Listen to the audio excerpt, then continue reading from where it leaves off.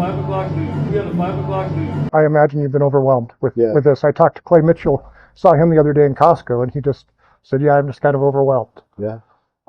It's new to us. This is a big deal.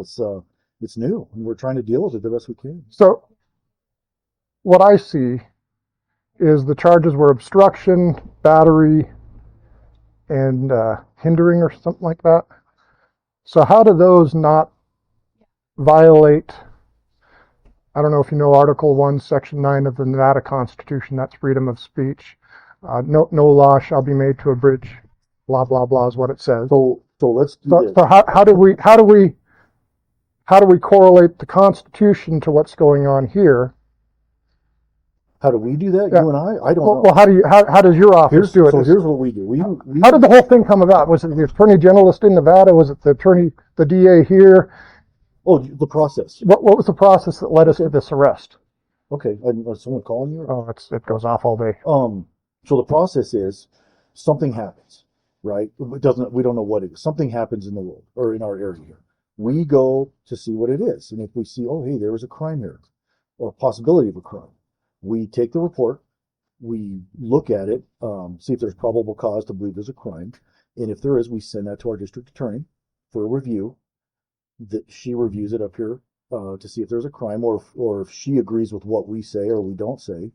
If there's enough probable cause for that, then it gets shipped over to the justice court.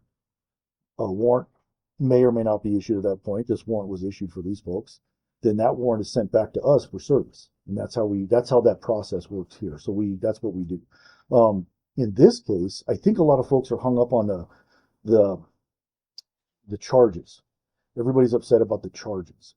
So looking at what we saw on the video and the statements we've obtained, the first charge, breach of peace, which is listed in the warrant, and I don't have the number off top. No, breach of peace is good.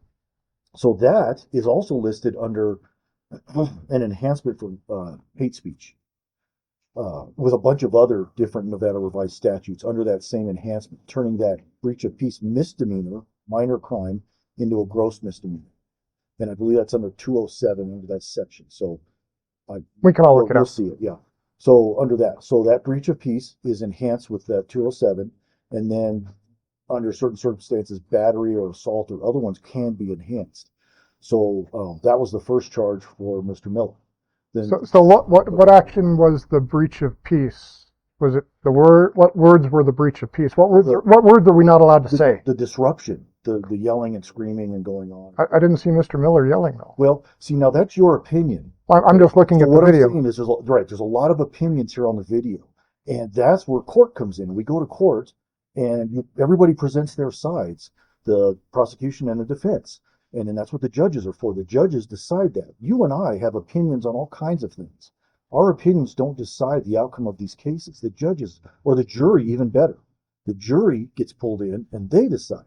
And that's how it works. That's the way it goes. So your office started the complaint, gave it to the DA,